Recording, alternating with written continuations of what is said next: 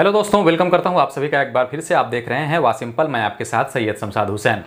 बिहार में किसानों के लिए बहुत ही अच्छी खबर निकल कर आ रही है। आपको बता दें, बीते दिनों से जो बारिश है उसकी संभावना बहुत कम है। कहीं कहीं पर तो ऐसी स्थिति हो गई है कि धान का बिचड़ा भी नहीं लगा है।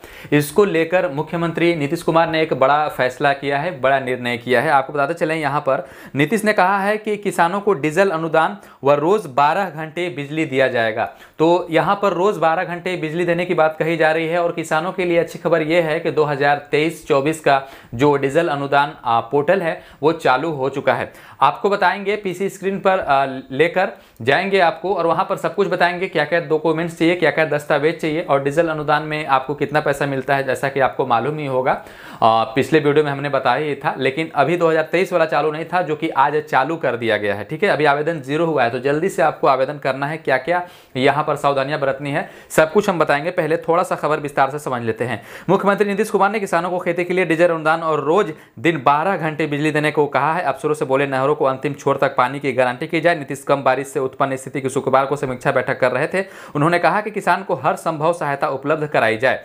आगे उन्होंने कहा कि संसाधनों की कमी नहीं होने दी जाएगी, चूंकि खजाने पर पहला अधिकार आपदा पीड़ितों का है। बिल्कुल बिहार के 75% लोगों की आजीविका का आधार कृषि है। मुख्यमंत्री ने कहा कि मुख्य सचिव की अध्यक्षता में क्राइसिस मैनेजमेंट ग्रुप की इस सप्ताह में होने वाली बैठक नियमित रूप से है। हर स्थिति पर पूरी नजर रखी जाएगी। और जो डीजल अनुदान का वेबसाइट है वो किस तरीके से अभी अपडेट किया गया है, चलिए हम आपको वहाँ पर बता देते हैं क्या क्या दस्तावेज और जरूरी यहाँ पर डीजल अनुदान रसीद वगैरह लगेगा। आइए पीसी स्क्रीन पर सीख लेते हैं। फ्रेंड्स, देख सकते हैं ये प्रत्यक्ष लाभ अंतरण कृषि विभाग बिहार सरकार का dbtagriculture.bihar.gov.in का ऑफिशियल वेबसाइट है। यहाँ पर कुछ नया इंटरफेस कर दिया गया है। माननीय मुख्यमंत्री नीतीश कुमार जी यहाँ पर हैं और श्री कुमार सर्वजित जो कि कृषि मंत्री बिहार के हैं।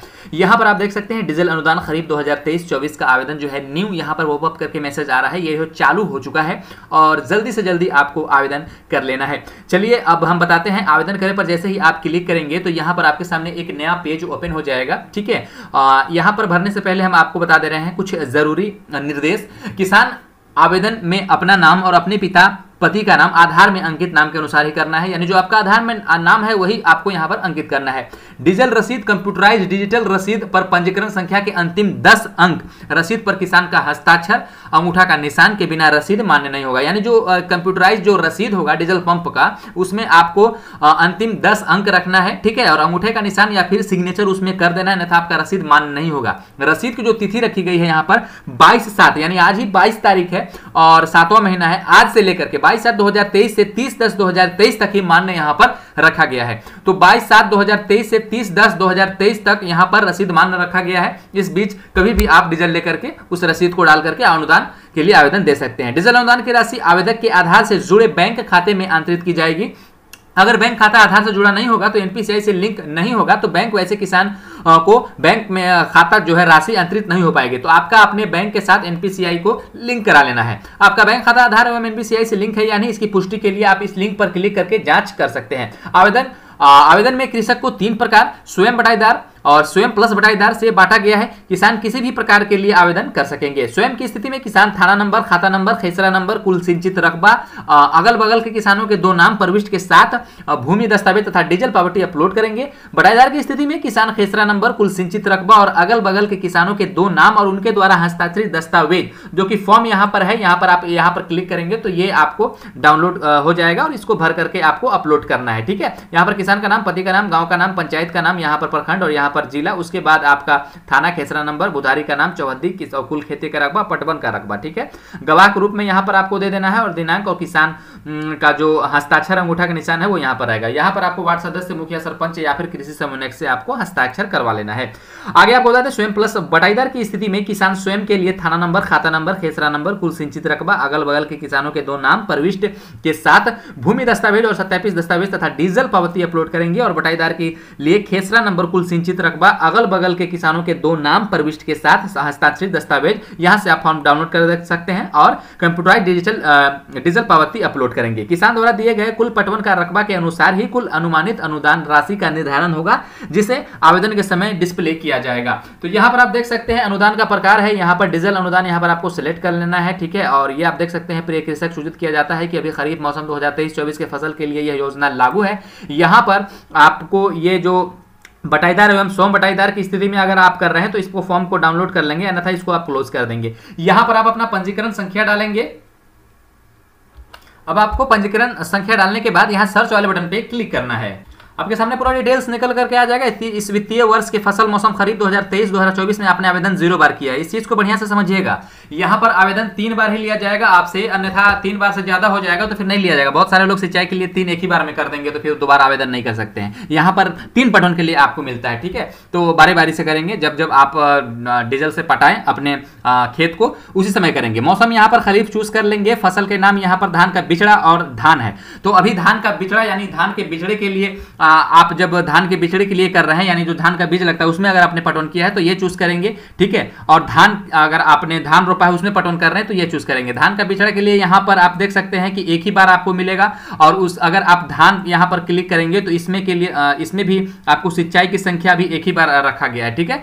और उसके बाद सिचुएशन अगर रहता है कि हाँ पानी मौसम वगैरह अगर फिर नहीं होता है तो फिर आपको ये बढ़ाया जाएगा। किसान का प्रकार देखिए, स्वयं बटाईदार और स्वयं प्लस बटाईदार। अगर आप स्वयं है यानी आपका खुद का जमीन है तो आप इस स्वयं की स्थिति में स्वयं चेक क्लिक करेंगे। अगर आपका जमीन नहीं है, आप बटाई में के रूप में जोतते हैं तो आप बटाईदार क्लिक करेंगे। यदि आपका कुछ जमीन अपना भी है और बटाईदार भी है तो दोनों स्थिति में आप इस पे क्लिक करेंगे। चलिए यहाँ पर स्वयं क्लिक कर लेते हैं। उसके बाद कुल जमीन जो है आपका, मान के चलिए कि आपका 1 एकड़ जमीन है तो 1 एकड़ बराबर 100 डिसमिल। यहाँ पर 1 एकड़ में 100 डिसमिल होता है, ठीक है। तो मान के चलिए कि 2 एकड़ डिसमिल है आपका, तो यहाँ पर डिसमिल में मेंशन करना है। कुल डिसमिल यहाँ पर हो जाएगा 200 डिसमिल। अब यहाँ पर आपको खाता नंबर डालना है, ठीक है। खाता नंबर के बाद आपका केसना नंबर रहेगा, प्लॉट नंबर, थाना नंबर यहाँ पर रहेगा।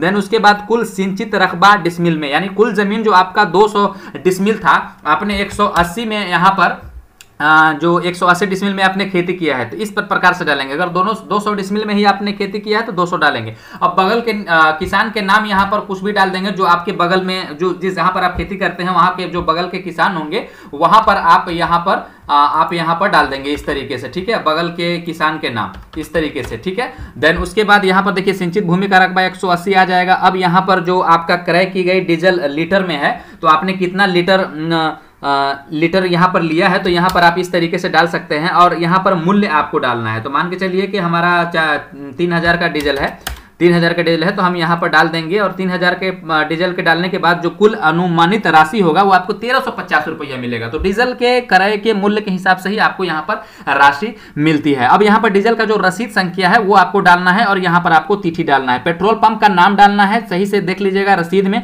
उसके बाद प्रखंड का नाम डालना है अपना, ठीक है। अब यहाँ पर आप नीचे आएंगे, गेट ओटीपी पर क्लिक करेंगे। यहाँ पर शपथ पर को जो है यहाँ पर कंसेंट दे देंगे। ओटीपी आपके मोबाइल में आएगा, उस ओटीपी को फिल करेंगे। देन फाइनल सबमिट पर आप क्लिक करेंगे। इस तरीके से आप आवेदन दे सकते हैं। यहाँ पर आवेदन की प्रक्रिया जो है वो चालू हो चुकी है। कुल अनुमानित जो राशि है आपको जो मिलेगा वो यहाँ पर आपको मेंशन दे दिया जाएगा, ठीक है। तो आपके जमीन के हिसाब से, क्रय डीजल मूल्य के हिसाब से आपको यहाँ पर जो अनुमानित राशि है वो दर्शाया जाता है। उसके बाद कृषि समन्वयक अपने हिसाब से सेट करते हैं।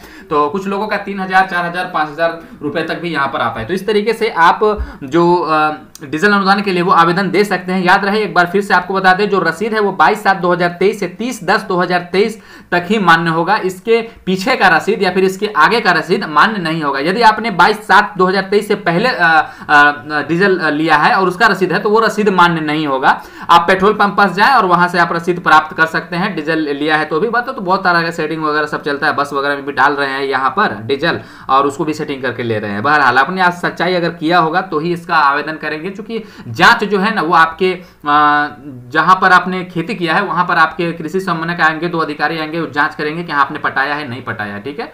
तो इस तरीके से ये प्रक्रिया पूरा होता है। उम्मीद है ये वीडियो आपको पसंद आएगा। पसंद आए वीडियो को लाइक करिएगा। सबसे पहले है वीडियो हमारे चैनल पर आपको मिलता है बिहार से रिगार्डिंग किसी भी तरह की जानकारी, तो आप चैनल को सब्सक्राइब जरूर कीजिएगा, बेल आइकन को प्रेस कीजिएगा और अपने दोस्तों के साथ, फ्रेंड्स के साथ, किसान भाइयों के साथ जरूर से शेयर कीजिएगा। बहुत बहुत धन्यवाद, शुक्रिया।